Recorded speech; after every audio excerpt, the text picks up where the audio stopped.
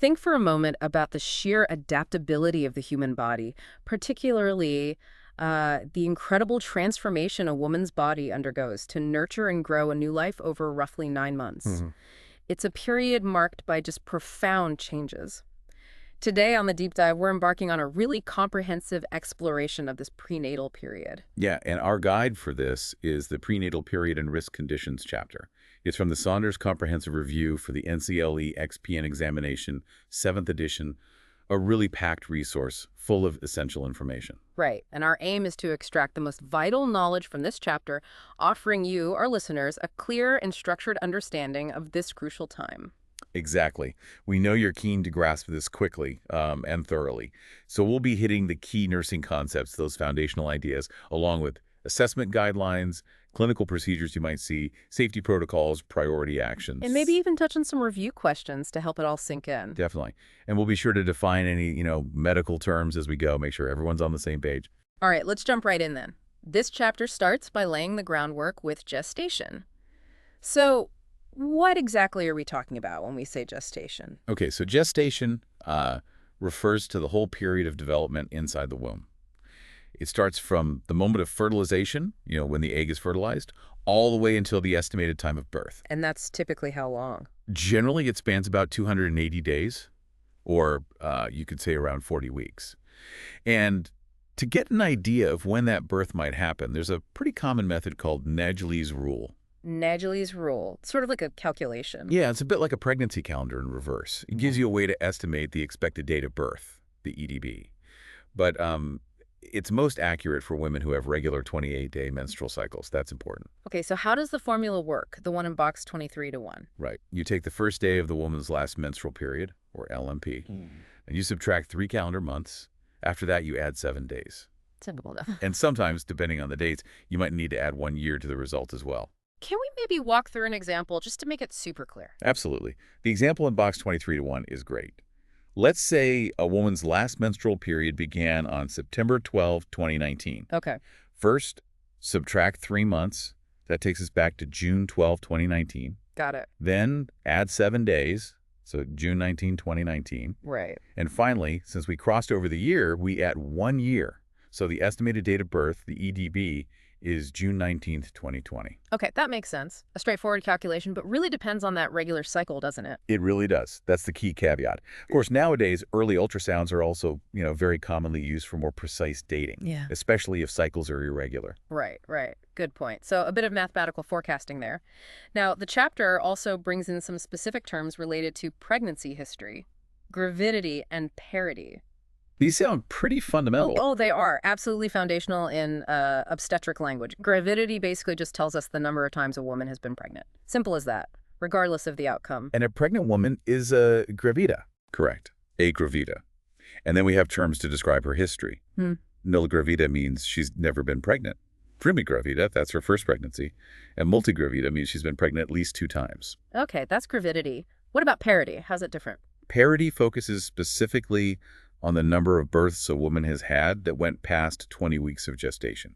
That 20-week mark is key. Ah, okay. So it's about births, not just pregnancies. Exactly. And it doesn't matter if the baby was born alive or if it was twins or triplets, it counts as one birth event past 20 weeks. So the terms would be? Nulliparity for a woman who hasn't had any births past 20 weeks. Primipar for 1 birth past 20 weeks, and multipar for 2 or more.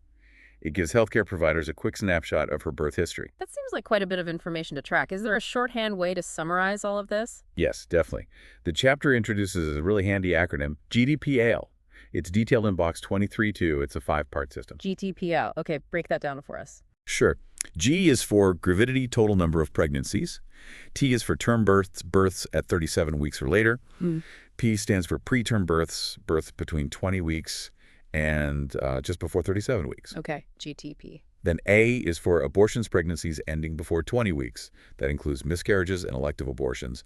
And finally, L is for live births, the number of children currently living. Wow, that's incredibly helpful. A real snapshot, like you said. Can you run through the example from the box? You bet. So the example is a woman pregnant for the 4th time. Okay, 4th time, got it. She had 1 elective abortion early on. Then she had a daughter born at 40 weeks, that's term. And then a son born at 36 weeks, that's preterm. Okay. So let's do the GTPL. Gravidity, G is for pregnancies. Term births, T is 1, the daughter at 40 weeks. Preterm births, P is 1, the son at 6 weeks. Abortions, A is 1, the early elective abortion. And live births is 2. She has 2 living children. So 41112. Exactly. 4112. Gives you a really concise, comprehensive picture. That really clarifies how those terms work together. Okay, shifting gears a bit. The chapter moves into the signs and symptoms of pregnancy. It breaks them down into presumptive, probable, and positive. What's the main difference there? Yeah, these categories basically help us understand how likely the pregnancy is. Presumptive signs are things the woman herself might experience or notice. They suggest pregnancy. Okay, suggests. Probable signs are more objective things a healthcare provider can find during an exam. Stronger indicator. Oh, or likely. Right. And positive signs. Those are the absolute, undeniable proof that a pregnancy exists. No doubt about it. Okay, suspicion, increasing certainty, and then confirmation. Let's start with presumptive. What kinds of things might a woman notice? Well, the classic one is amenorrhea, missing her period. Yeah. That's often the first clue for men and women. Right. Then there's nausea and vomiting, morning sickness, though it can happen anytime.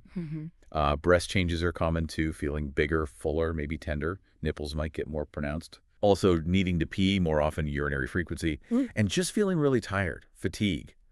Some women notice a sort of bluish discoloration of the vaginal lining. And later on, maybe weeks 16 to 20, she might feel quickening. Quickening. That's the first time she feels the baby move, like little flutters initially. All presumptive signs. Okay, so those are the woman's own experiences. What about probable signs? What would a doctor or nurse pick up on? Probable signs are things we can actually observe or measure, like uterine enlargement, the uterus getting bigger. Makes sense. There are also specific changes to the cervix and uterus. Godel's sign, that's a softening of the cervix, usually around the 2nd month. Chadwick's sign, a bluish or violet color of the cervix. Vagina, vulva, around week 6 due to more blood flow. Okay. And Hagar's sign, softening of the lower part of the uterus, also around week 6. Another one is Ballamont. During a pelvic exam, the examiner might feel the fetus kind of rebound in the amniotic fluid. Interesting. Braxton Hicks contractions. Those irregular, usually painless practice contractions, they're also probable. And, of course, a big one is a positive pregnancy test, detecting HCG hormone in urine or blood.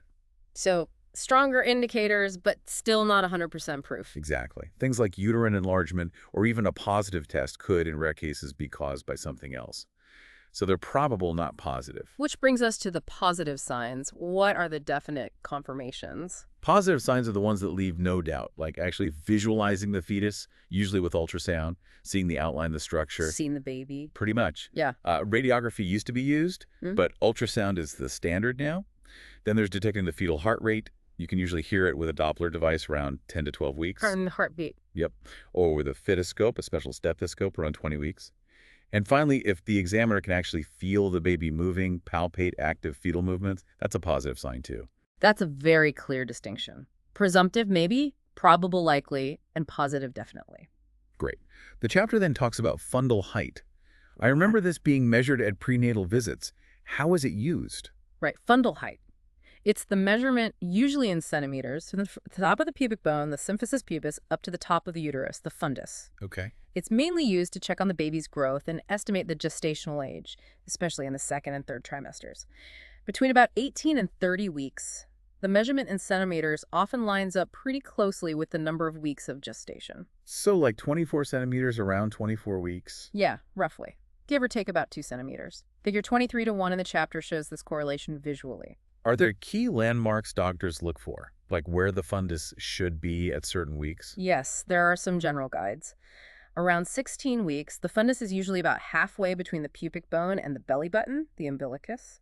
Halfway. Then by 20 to 22 weeks, it typically reaches the level of the umbilicus. And then it keeps growing, reaching its highest point near the bottom of the sternum, the xiphoid process, around 36 weeks.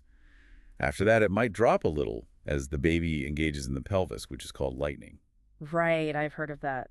Is there anything important to remember when measuring fundal height? Yes, definitely. Box 23-3 points out something crucial: supine hypotension.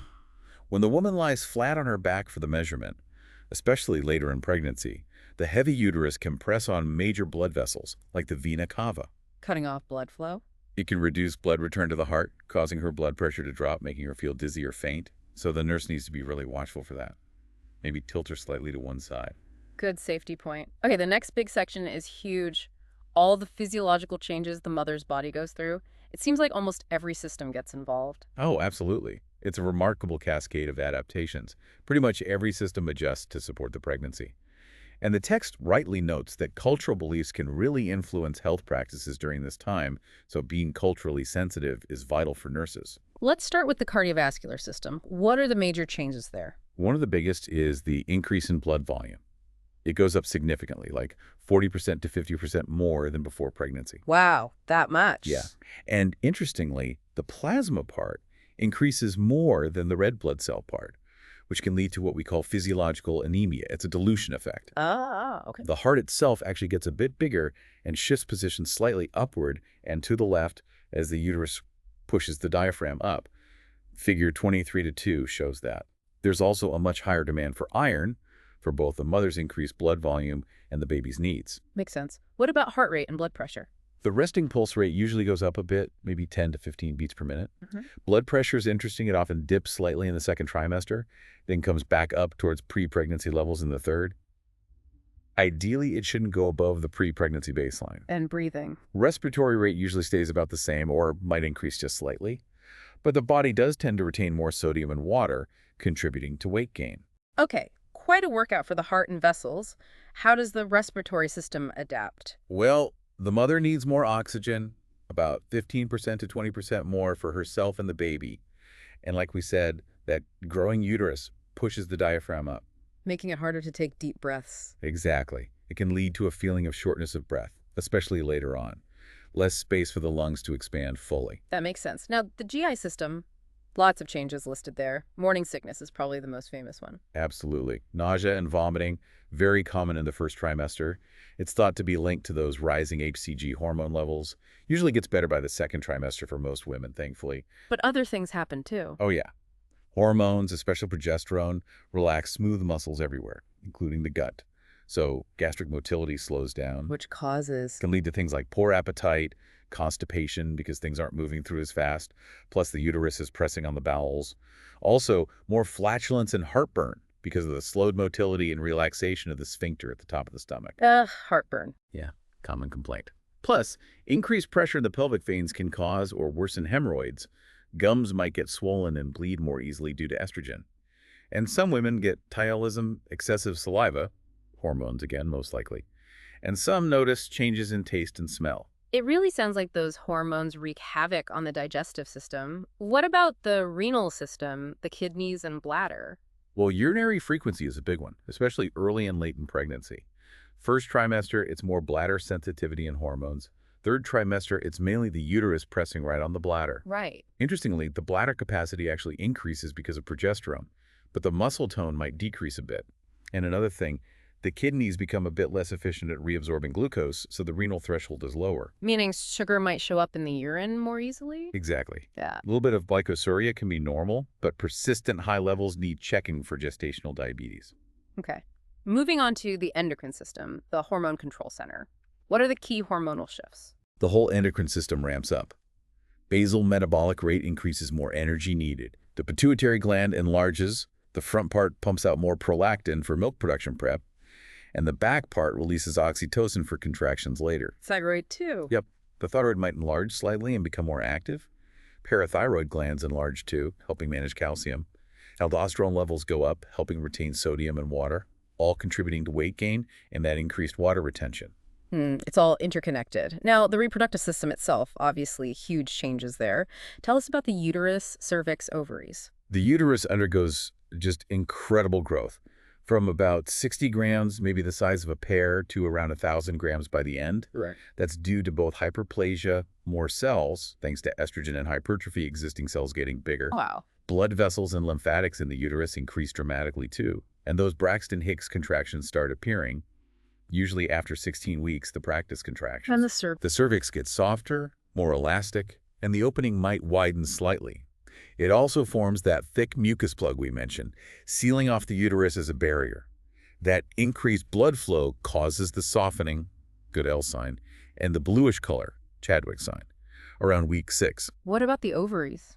They're crucial early on, secreting progesterone for the first 6-7 weeks, until the placenta takes over that job.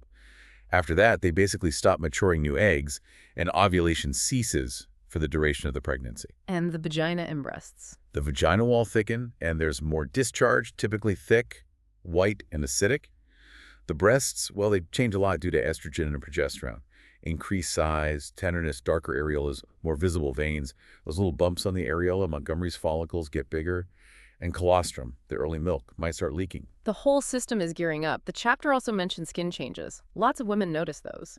Yes, skin changes are very common, mostly thanks to increased melanocyte-stimulating hormone triggered by estrogen and progesterone. Leading to Increased pigmentation.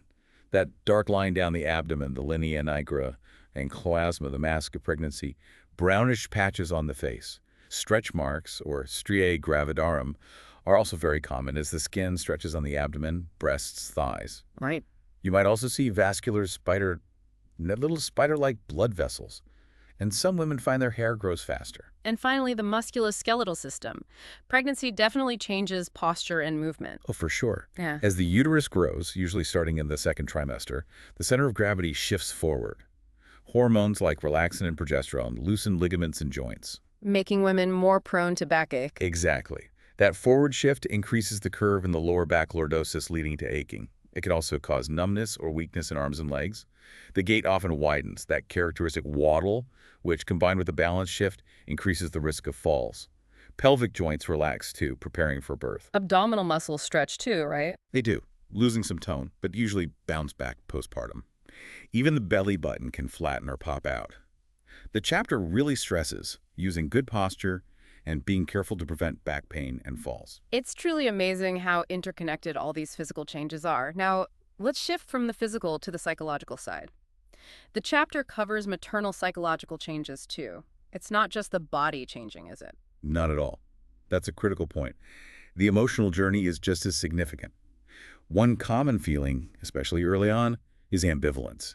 Even in planned pregnancies. Feeling unsure or having mixed feelings. Exactly. Conflicting emotions about being pregnant, about how life will change, maybe feeling torn between needing support and wanting independence. And partners often feel ambivalent too, thinking about new roles and responsibilities. Seems very normal for such a huge life event. What happens as the pregnancy progresses psychologically? Acceptance becomes a key developmental task. This often ties into how ready the woman feels for pregnancy and how much she starts to identify with being a mother. Are there specific tasks involved in that? Yes, the chapter outlines several, like fully accepting the reality of the pregnancy, identifying with the mothering role, working on the relationship with her partner as they prepare together, establishing a bond with the unborn baby, and, realistically preparing for birth and parenting. What about those mood swings we often hear about, emotional lability? Ah, yes, very common. Frequent, sometimes intense shifts in emotion. It's largely driven by those major hormonal fluctuations. While it's typical, the woman herself might feel like something's wrong, so reassurance and understanding are really important. And body image, with all the physical changes. That's a big one, too. How a woman feels about her changing body is very personal. It evolves throughout the pregnancy. It can be positive, negative, or a mix, influenced by the physical changes, symptoms, societal views. It definitely impacts overall well-being. And how does the relationship with the baby develop psychologically? It's a gradual process. It might start with daydreaming about the baby, thinking about what they'll be like. Then comes accepting the biological fact there's a baby growing inside. Feeling those first movements, quickening, really helps solidify the idea of the baby as a separate individual. Right. And the final stage involves preparing realistically for birth and for actually caring for this new person. It's such an intricate journey physically and mentally. Okay, the chapter then gets very practical, listing common discomforts of pregnancy. There's a long list. Let's tackle some major ones and the advice given. Nausea and vomiting, we know the hormonal cause. What helps? Some simple things can make a difference, like eating dry crackers or toast before getting out of bed. Okay. Avoiding brushing teeth right away, as that can be a trigger. Eating small, frequent, low-fat meals instead of big ones. Drinking fluids between meals, not with them. Avoid certain foods. Yeah, definitely avoid fried, spicy, greasy stuff usually. Some find relief with acupressure bands on the wrist. And always, always check with a provider before trying any herbal remedies. Good advice. Syncope or fainting. What causes that and how to prevent it? In the first trimester, it's often hormonal changes causing blood vessels to relax. Later on, that supine hypotension we talked about lying flat on the back is a major culprit. So avoid lying flat. Definitely, especially after the first trimester. Also, sitting with feet elevated helps. Changing positions slowly is key. Don't jump up too fast. Urinary urgency and frequency common early and late. What helps manage that? Well, you can't completely stop it, but managing helps. Drink plenty of fluids during the day, aiming for around 2 liters, but maybe limit them in the evening. To avoid nighttime trips. Exactly. Go when you feel the urge, don't hold it. Sleeping on your side can help take pressure off the bladder. Perineal pads might be needed sometimes, and Kegel exercises are great for strengthening pelvic floor muscles. Breast tenderness, often an early sign. Relief. A good supportive bra is key. Even sleeping in one can help some women. Avoid soap directly on the nipples as it can be drying and irritating. Loose cotton clothes might feel better too. Increased vaginal discharge is also common. Best practices. Good hygiene, just gentle washing. Cotton underwear is best more breathable. Definitely avoid douching. It disrupts the natural balance. And it's crucial to know the signs of infection like changes in color, odor, itching, and report those to the provider. Nasal stuffiness or nosebleeds. Seems random, but it happens. It does. Estrogen again. It causes swelling and increased blood flow in the nasal passages. A humidifier can help keep things moist. Best to avoid over-the-counter nasal sprays or antihistamines unless the doctor specifically says okay. And gentle nose blowing. Fatigue. Especially first and third trimesters. How to cope. Rest is number 1. Frequent breaks. Using good posture helps conserve energy. Surprisingly, gentle, regular exercise can actually boost energy levels over time. Relaxation techniques help too. And try to avoid stimulants like too much caffeine. Heartburn later in pregnancy? What works? Small, frequent meals again. Avoid the triggers, fatty, spicy foods, sometimes citrus or chocolate. Stay upright for at least 30 minutes after eating. Milk between meals sometimes helps soothe. Elevating the head of the bed at night. And talk to the provider before taking antacids. Ankle swelling or edema. Common later on. How to reduce it. Elevate those legs whenever possible. Several times a day when resting. Sleeping on the left side helps circulation. Supportive stockings can make a big difference. And avoid standing or sitting still for long stretches. What about varicose veins? Similar advice. Pretty similar, yes. Elevate legs, wear support hose, avoid prolonged standing or sitting, don't cross legs, wear loose clothing. Moving around helps. Thrombophlebitis is rare, but important to know the signs and encourage movement, especially avoiding long travel if possible. Headaches. Usually okay in the first trimester, but need checking later. Right. Benign headaches early on might be helped by changing positions slowly. Cool cloth, staying hydrated, small snacks. Acetaminophen only if prescribed by the provider. But persistent or severe headaches later on need immediate evaluation, could be linked to blood pressure issues. Hemorrhoids. Painful. Relief strategies. Warm sitz baths can be very soothing. Sitting on a soft pillow reduces pressure. High-fiber diet and plenty of fluids are crucial to prevent constipation, which makes them worse. Gentle exercise helps too. Providers might prescribe ointments or compresses. And constipation itself, often due to hormones and pressure. Yep. Same advice. High fiber, lots of fluids at 2,000 milliliter daily, regular exercise. If that doesn't work, talk to the provider about stool softeners or other options. Avoid taking laxatives without checking first. Backache, almost inevitable later on. How to ease it. Rest, good posture, proper body mechanics for lifting. Low-heeled, supportive shoes are a must. Pelvic tilts, tailor sitting, relaxation exercises can help strengthen muscles. And always be mindful of that fall risk due to the changed center of gravity. Leg cramps, especially at night. Ouch. Yeah, they can be nasty. Thought to be related to calcium-phosphorus imbalance or nerve pressure. When one hits, dorsiflex the foot, pull toes up towards the shin. Regular exercise and ensuring enough calcium might help prevent them. And finally, shortness of breath from the diaphragm being pushed up. Right. Again, frequent rest, avoid overdoing it. Sleeping propped up with pillows or on the side can make breathing easier. That's an incredibly helpful rundown of managing those common discomforts. Okay, the chapter then shifts to maternal risk factors. Starting with age, why are very young mothers, 20, and older mothers, 35, considered higher risk? Both ends of the age spectrum present unique challenges. For adolescents, especially under 16, they're often still developing physically and emotionally themselves. They might face poor nutrition, lack of support, socioeconomic issues, Leading to risks like higher rates of stillbirth, low birth weight, preeclampsia, anemia for the mother.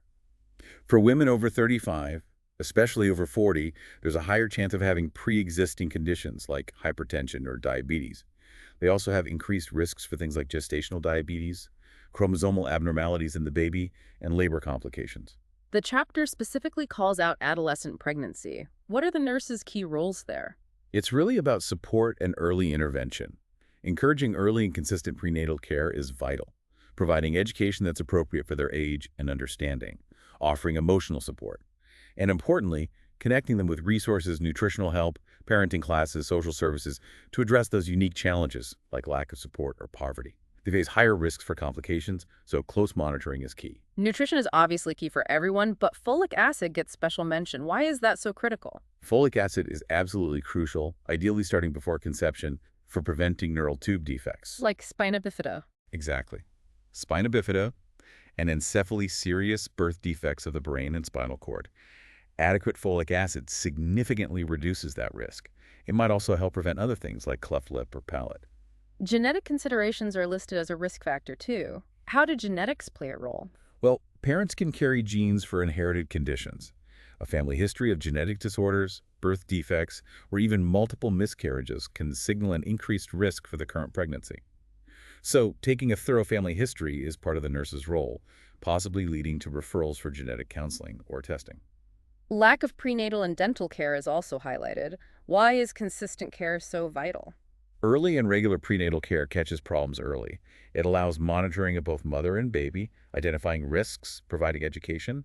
It's directly linked to better outcomes. Skipping care increases risk for preterm birth, low birth weight, even dental health is linked. Poor dental hygiene in pregnancy has been associated with preterm birth too. That's interesting about dental care. Sadly, abuse and violence are also listed. What are the impacts during pregnancy? Devastating impacts. Abuse increases the risk of serious physical complications like abruptio placentae, the placenta separating prematurely preterm birth, infections, and the psychological toll is immense, increasing risk for depression, anxiety, substance use. It's a critical safety concern. Pre-existing medical conditions definitely increase risk. Like what? Things like diabetes, chronic hypertension, heart disease, autoimmune disorders, these conditions can worsen during pregnancy due to the body's changes, and they can also negatively affect the pregnancy itself, increasing risk for complications like preeclampsia, growth restriction, preterm birth. Close management by a whole team is crucial. And German measles, rubella, still a concern. Absolutely, especially in the first trimester. It's highly teratogenic, meaning it can cause severe birth defects.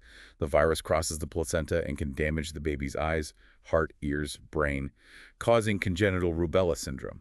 That's why checking immunity, the rubella titer, is standard prenatal care. Okay. The chapter also groups STIs and substance abuse as major risks. Can you briefly recap the dangers? Sure. Various STIs pose serious threats. Syphilis can cross the placenta, causing miscarriage, stillbirth, or congenital syphilis with long-term issues. HPV can cause growths in the baby's throat. Gonorrhea and chlamydia can cause eye infections or pneumonia in newborns, plus increased preterm labor risk.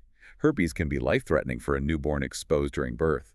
HIV can transmit during pregnancy, birth, or breastfeeding. And substance abuse. Alcohol, smoking, drugs. All incredibly harmful. They cross the placenta. Alcohol can cause fetal alcohol syndrome, intellectual disability, physical defects. Smoking is linked to low birth weight, preterm birth, stillbirth. Illicit drugs cause a huge range of problems. Growth restriction, placental abruption, withdrawal in the newborn. The chapter lists signs of drug abuse. And a key message: no medications, even over-the-counter ones, without provider approval. It's a stark reminder of those risks. Okay, let's move into antepartum diagnostic testing. What's the typical visit schedule like? For a low-risk pregnancy, it's generally once a month for the first 28 to 32 weeks or so. Then it ramps up to every 2 weeks until 36 weeks, and then weekly until delivery. But that can change based on individual risks. First tests usually involve blood type and Rh factor. Why is that so critical? It's all about preventing Rh incompatibility. If the mother is Rh negative and the baby is Rh positive, inherited from an Rh positive father, the mother's body can create antibodies against the baby's blood cells. Which causes problems? Not usually in the first pregnancy, but it sensitizes her. In future Rh positive pregnancies, those antibodies can attack the baby's red blood cells, causing serious anemia, jaundice, even death. That's why Rh negative moms with a negative antibody screen get Rho-D immune globulin, RhoJam, around 28 weeks and after delivery if the baby is Rh positive. It prevents her from making those antibodies. Makes sense. And the rubella titer. We mentioned immunity. Right. This blood test checks if she's immune to German measles. If the titer is low, like 1.8, she's susceptible. She can't get the vaccine during pregnancy because it's a live virus. So she gets it after. Exactly, postpartum, before discharge. And she needs to avoid getting pregnant again for about 1 to 3 months after the shot. We also check for egg allergies before giving it. Okay. Hemoglobin and hematocrit are checked routinely too, looking for anemia. Yes. We expect levels to drop a bit due to that physiological dilution we talked about. But if hemoglobin falls below 10 GDL or hematocrit below 30%, especially later in pregnancy, it indicates true anemia that likely needs treatment, usually with iron supplements. A pap smear is often done at the first visit. Usually, yes. It's standard screening for cervical cancer or precancerous changes, just checking cervical health. And screening for STIs and possibly sickle cell. Yes, STI screening is routine. Table 23-1 lists common tests. Sickle cell screening is done for women considered at higher risk based on ethnicity, African, Mediterranean, Middle Eastern descent, for example. A positive screen needs follow-up testing to see if she has the trait or the disease. What about the TB skin test? The tuberculin skin test, or TST. Providers might prefer doing it after birth, but it can be done during pregnancy. A positive test means exposure to TB at some point. If it's positive, a chest X-ray is needed to rule out active disease, usually done after 20 weeks with shielding for the baby.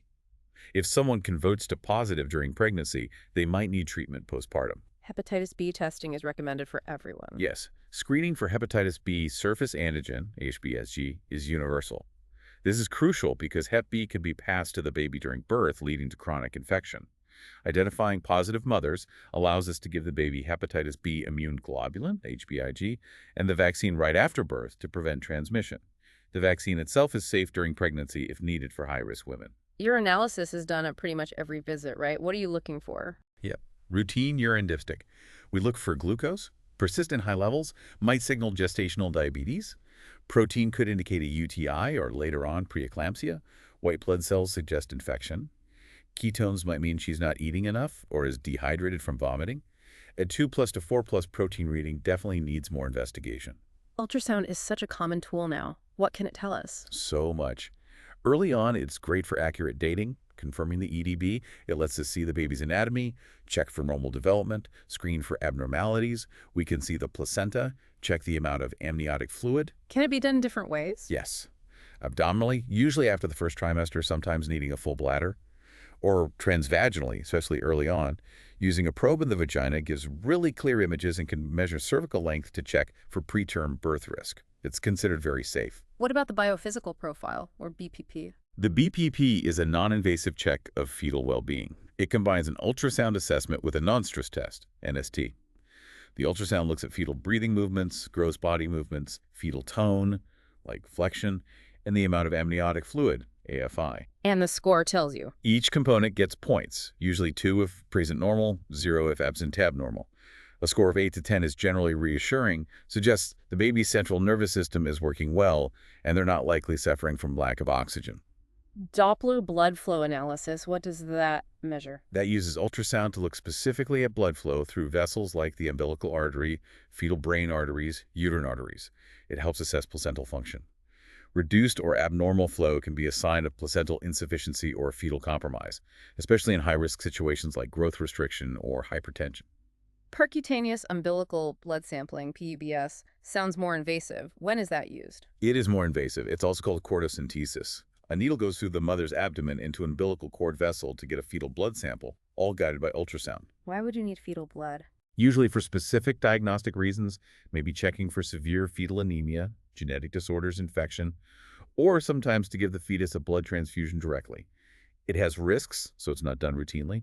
Fetal heart rate is monitored closely afterward. Alpha-fetoprotein, AFP screening, that's a blood test? Yes, a maternal blood test, usually done between 16 and 18 weeks. It measures a protein made by the fetal liver. Abnormal levels, either high or low, can indicate an increased risk for certain conditions. Like what? High levels are associated with open neural tube defects like spina bifida or abdominal wall defects. Low levels can be associated with chromosomal abnormalities like Down syndrome, trisomy 21. But it's just a screening test, not diagnostic. Abnormal results need follow-up, often with ultrasound or amniocentesis. False positives are fairly common too. DNA genetic testing, this is the newer cell-free DNA testing. Exactly. Non-invasive prenatal testing, or NIPT. It analyzes tiny fragments of fetal DNA circulating in the mother's blood. It's very good at screening for common chromosomal issues like trisomies 21, 18, and 13, plus sex chromosome abnormalities. How early can that be done? As early as 7 weeks sometimes. Just with a maternal blood draw. It's highly sensitive, but still a screening test. Positive results usually need confirmation with CVS or amniocentesis. Okay, so chorionic villus sampling, CVS, is one of those confirmatory tests. Yes, CVS is an invasive diagnostic test.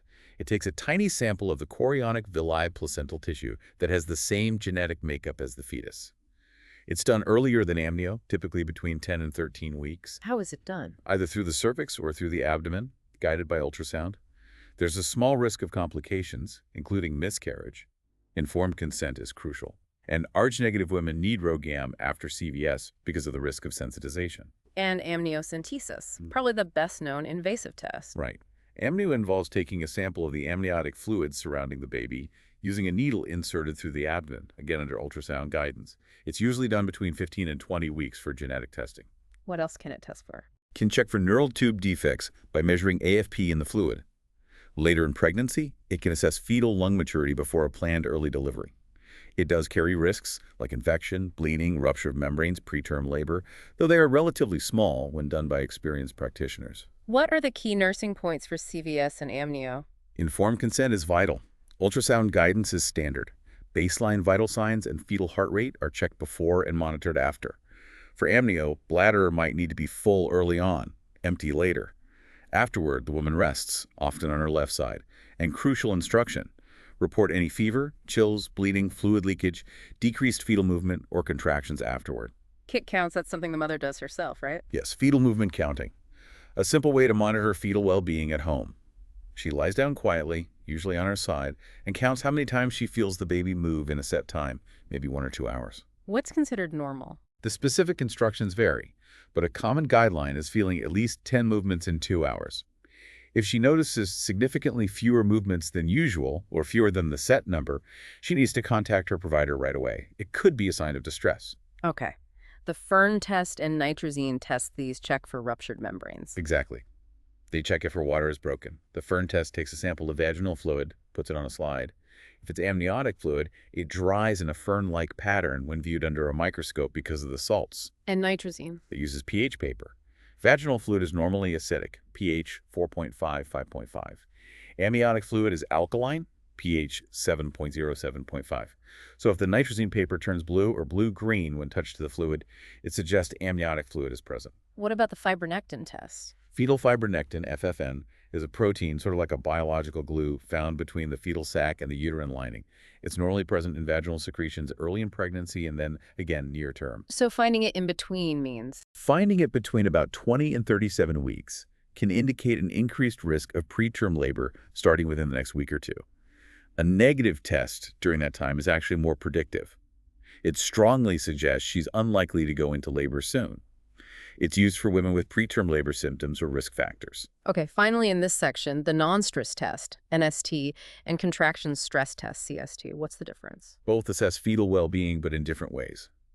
The NST, described in box 23-4, is non-invasive. It just monitors the fetal heart rate and looks for accelerations, temporary increases in the heart rate when baby moves. What does a good NST look like? A reactive NST is good. It means the baby had at least 2 accelerations of a certain size, 15 beats above baseline for 15 seconds, within a 20-minute window. It suggests good oxygenation. A non-reactive test lacking sufficient accelerations needs further investigation. And the CST, that involves contractions. Yes, the CST, in box 23-5, sees how the fetal heart rate responds to the stress of uterine contractions, which temporarily reduce oxygen flow. Contractions are induced either with low-dose oxytocin or nipple stimulation. What are you looking for then? We're looking for decelerations, specifically late decelerations, which are drops in the fetal heart rate that start after the peak of the contraction and return slowly to baseline. A negative CST, normal, means no late decelerations occurred. A positive CST, abnormal, means late decelerations happen with most contractions, suggesting the baby might not tolerate labor well. That's a lot of tests. Okay, let's switch back to nutrition, general guidelines. The chapter mentions Choose My Plate as a resource. For women starting at a normal weight, the goal is usually a 25-35 pound gain overall. That means about 300 extra calories per day during pregnancy, maybe closer to 500 extra if breastfeeding. And fluids, folic acid. Folic acid is crucial. 400, 800 milligrams daily, ideally starting before pregnancy. Fluids are important too, 8 to 10 glasses a day, mostly water.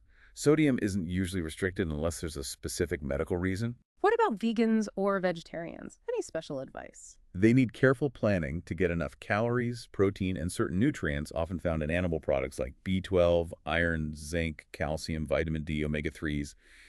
Eating a wide variety of plant foods, focusing on complementary proteins like beans and rice together, and maybe taking supplements is important. Combining plant-based iron sources with vitamin C helps absorption. Chapter 11 has more details. Lactose intolerance, how to get enough calcium. Need non-dairy sources, fortified plant milks, tofu made with calcium, leafy greens.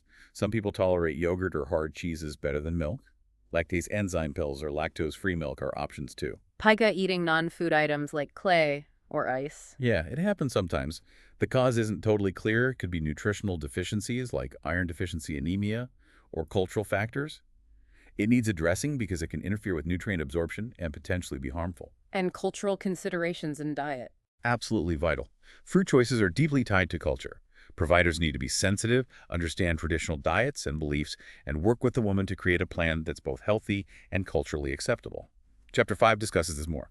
Okay, now we move into complications, starting with abortion or pregnancy loss before 20 weeks. Box 23-6 lists different types. Right. Spontaneous abortion is a miscarriage. Induced is elective or therapeutic. Then there are types of spontaneous loss. Threatened, bleeding cramping but cervix closed. Inevitable, bleeding cramping cervix open. Incomplete, some tissue passed, some retained. Complete, all tissue passed. Missed, fetus died but wasn't expelled. And habitual, 3 or more consecutive losses. What are the key signs and interventions? Main signs are vaginal bleeding, maybe with clots tissue and cramping. Interventions include monitoring bleeding, pad counts, vital signs, pain. Saving any past tissue is important. Bed rest might be advised. 4 fluids if needed. If it's an incomplete or missed abortion, a D&C procedure might be necessary to empty the uterus. And always, RhoJam for Rh-negative women. Anemia during pregnancy, mostly iron deficiency. Yes, usually. Makes women tired, pale, maybe headachy, tachycardic. Hemoglobin 10, hematocrit 30 are typical cutoffs. Uremia. Monitor levels regularly. Iron and folic acid supplements are key. Educate on taking them correctly, with vitamin C, not milk tea, between meals. Encourage iron-rich foods. Monitor for infection, as anemia increases risk. Severe cases might need IV iron or transfusion. Postpartum, watch for bleeding. Cardiac disease complicates pregnancies significantly. What are warning signs of the heart struggling? Signs of cardiac decompensation are critical to watch for. Persistent cough, shortness of breath, extreme fatigue, palpitations, chest pain, swelling, edema. Respiratory infections are also a concern. How is care managed? Close monitoring of mom and baby, limiting activity, ensuring rest. Watching carefully for those decompensation signs or heart failure. Good nutrition to prevent anemia. Often a low-sodium diet to reduce fluid retention. Avoiding excessive weight gain. During labor, continuous monitoring, side-lying position, oxygen, good pain control early on, controlled pushing. Obesity adds even more stress. Chorioamnionitis infection inside the amniotic sac. Yes, a bacterial infection. Can happen after membranes rupture or related to other infections or procedures. Can lead to maternal infection like endometritis postpartum or neonatal sepsis. What are the signs? Uterine tenderness, maternal fever, fast heart rate, mother and baby, foul-smelling amniotic fluid, high white blood cell count. Intervention. Monitor mom and baby closely. Monitor uterine tenderness. Blood cultures might be done. Prepare for possible amniocentesis to test the fluid. Give IV antibiotics after cultures. May need meds to stimulate labor. Newborn will need evaluation and likely cultures too. Diabetes in pregnancy, pre-existing or gestational, GDM. How does pregnancy affect sugar control? It's complex. Maternal glucose crosses the placenta, but insulin doesn't. Baby makes its own insulin. Early pregnancy, insulin needs might decrease. But later, placental hormones cause insulin resistance, so mom needs more insulin. After delivery, needs drop sharply. And that's diabetes that starts during pregnancy, usually 2nd or 3rd trimester.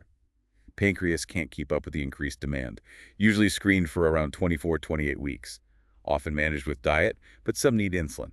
Usually resolves after birth, but increases lifetime risk for type 2 diabetes. What are the risks for the baby? Hypoglycemia right after birth, because they're making extra insulin for mom's high sugar. Jaundice, respiratory distress, low calcium, sometimes congenital anomalies, often large size, macrosomia. What are the signs a mother might have diabetes or GDM? Excessive thirst, hunger, weight loss, frequent urination, blurred vision, recurrent UTIs or yeast infections, What? glycosuria, ketonuria, signs of gestational hypertension, polyhydramnios, too much amniotic fluid, large baby on ultrasound. Interventions focus. Diet, exercise, blood glucose monitoring, goal usually 6'5", 130 mg/dL, insulin if needed, watching for high-low blood sugar, ketones, monitoring weight, fetal well-being, reporting infections during labor, careful insulin glucose regulation, continuous fetal monitoring, postpartum. Watch mom closely for hypoglycemia as needs plummet, re-regulate insulin, monitor for infection hemorrhage. Disseminated intravascular coagulation, DIC sounds scary, widespread clotting and bleeding. It is very serious. The clotting system goes into overdrive, forming tiny clots everywhere, which uses up all the clotting factors and platelets. So paradoxically, you get both clotting and uncontrolled bleeding.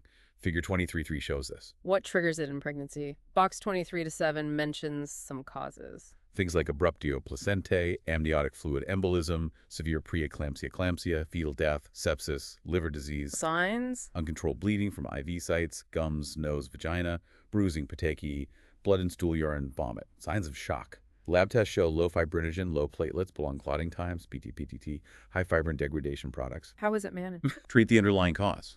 Monitor vitals, bleeding, shock signs constantly. Give oxygen, fluids, blood products, platelets, plasma red cells, sometimes heparin, controversially.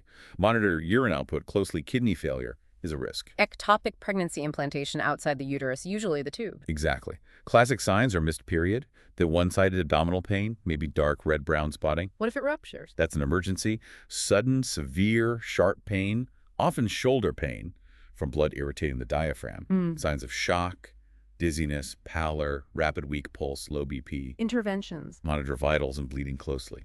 Prevent shock. Sometimes methotrexate can be used if it's early and unruptured. Otherwise, surgery, laparoscopy or laparotomy to remove the pregnancy, maybe repair or remove the tube, antibiotics, and ROJAM for Rh-negative women. Fetal death in utero, IUFD, after 20 weeks. Such a difficult situation. What are the signs? Mother reports no fetal movement, no heartbeat heard, uterus stops growing or gets smaller. Ultrasound confirms no cardiac activity. Also risk of DIC if the fetus is retained for weeks. Nursing care must be incredibly sensitive. Absolutely. Prepare for birth. Support the parents' decisions. Facilitate grieving, respecting cultural, religious practices. Acknowledge their pain and anger. Offer referrals to support groups. It's about compassionate, non-judgmental care. Hepatitis B, how to prevent transmission to the baby. Limit vaginal exams during labor. Clean the baby thoroughly right after birth, removing maternal blood. Suction the baby well. Beta before invasive procedures. Clean eyes before prophylaxis. Key intervention. Give the baby HBIG, immune globulin, and the first dose of Hep B vaccine within 12 hours of birth. Educate mom about the vaccine series. Breastfeeding is usually okay after the baby gets HBIG vaccine. HIV/AIDS in pregnancy. Zitavudine AZT is key. Yes, AZT treatment for the mother, starting after 14 weeks orally, IV during labor, and for the baby, orally for 6 weeks, dramatically reduces transmission risk. How is it transmitted? Sexually, through blood needles, or perinatally during pregnancy, birth, or breastfeeding. Breastfeeding is usually discouraged in developed countries if safe alternatives exist. Diagnosis and stages. ELISA screening test confirmed by Western Blatifa. Box 23-8 details the stages from initial infection to advanced AIDS. Key interventions during pregnancy and birth. Prevent opportunistic infections in mom. Avoid procedures that increase transmission risk, amnio, scalp electrodes if possible. During birth, minimize baby's exposure to blood fluids, prompt cleaning, suctioning. Give IV AZT during labor. Avoid episiotomy forceps if possible, postpartum. Monitor mom for infection. Protective isolation if severely immunocompromised. Hydatidiform mole, the grape-like cluster? Yes, gestational trophoblastic disease. Abnormal placental development can be benign or develop into cancer. Choriocarcinoma. Signs, no fetal heartbeat detected. Vaginal bleeding, often dark brown, prune juice-like, or bright red. Signs of preeclampsia before 20 weeks. Uterus larger than expected for dates. Very high HCG levels. Ultrasound shows a snowstorm pattern. No fetus usually. What's the treatment? Uterine evacuation, usually suction DNC. Tissue sent for analysis. Crucial follow-up. Monitoring HCG levels weekly, bi-weekly until normal, then monthly for a year. Strict contraception needed for that year. Pregnancy would confuse HEG monitoring for malignancy. Monitor for hemorrhage infection post-procedure. Hyperemesis gravidarum, way beyond morning sickness. Oh yeah, intractable nausea vomiting past the first trimester, causing dehydration, electrolyte imbalance, significant weight loss, like 5%. How is it managed? Try antibiotics first. If that fails, hospitalization for IV fluids, electrolytes, sometimes IV nutrition, parenteral nutrition. Monitor vitals, INO, weight, labs, ketones, electrolytes. Small, frequent, bland meals if tolerated, liquids between meals. Sit up right after eating. Monitor fetal well-being. Gestational hypertension, GH, preeclampsia, eclampsia, big topic. Can you summarize the progression and key differences? GH is high blood pressure, 14E90. Starting after 20 weeks, no proteinuria. Preeclampsia had proteinuria or signs of end organ damage. Low platelets, high liver enzymes, kidney problems, visual changes, bad headache. It can be mild or severe. Table 23-3 compares. Eclampsia is the onset of seizures in a woman with preeclampsia. Who's at risk?